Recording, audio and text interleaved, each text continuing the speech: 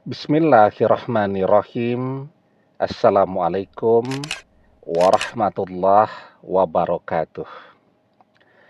Bapak-bapak, ibu-ibu, mas-mas, mbak-mbak, khususnya adik-adikku sekalian yang dirahmati Allah dimanapun Anda berada. Kembali di IIP Channel bersama saya, IIP Wijayanto. Kali ini kita akan membahas tema doa buruk mantan untukmu akan berbalik kepada dirinya sendiri. Jadi ada tuh orang yang dia yang menzolimi, dia yang mengkhianati, dan dia juga berdoa buruk untuk orang yang sudah dia khianati.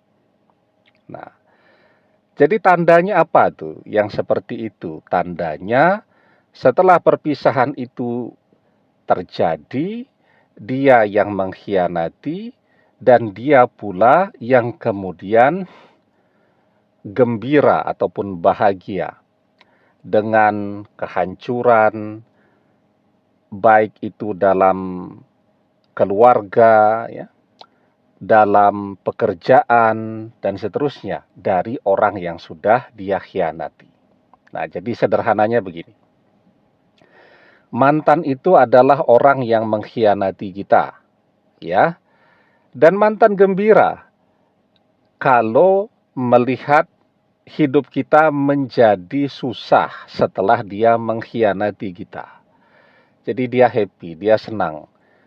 Kan ada orang yang mengkhianati tetapi dia merasa malu dengan pengkhianatannya itu, sehingga dia sembunyi-sembunyi setelah mengkhianati itu. Dia tidak menggunakan media sosial, ya.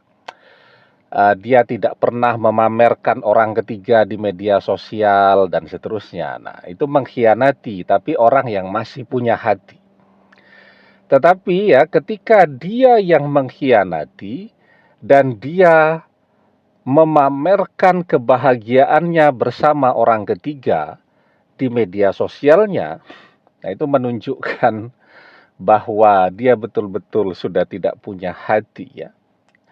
Dia yang mengkhianati dan dengan segala kesedihan, kesusahan yang dirasakan, kita yang merasakan karena kita yang dia khianati, sudahlah tabungan habis, kemudian masih pula harus melihat pameran romantisme kemesraan dia bersama orang ketiga di media sosialnya, dan itu akan menyempurnakan kebahagiaannya.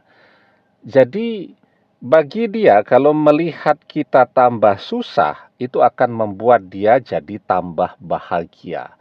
Nah, kalau mantan yang seperti ini, dia juga berdoa tuh, untuk keburukan orang yang sudah dia khianati. Nah, pertanyaannya, apakah doa dari orang zolim untuk orang yang sudah dia zolimi itu akan kejadian? Jawabannya tidak.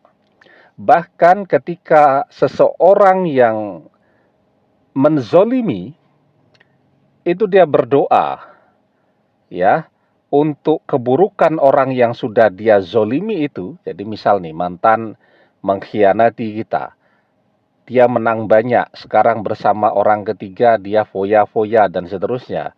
Dan dia juga mendoakan, ya, agar kita bangkrut, nganggur, tidak punya pekerjaan dan seterusnya.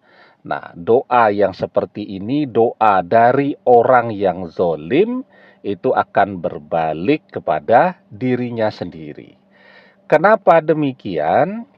Karena memang secara umum kita itu tidak boleh berdoa yang buruk, tidak boleh mengutuk dan seterusnya, ya.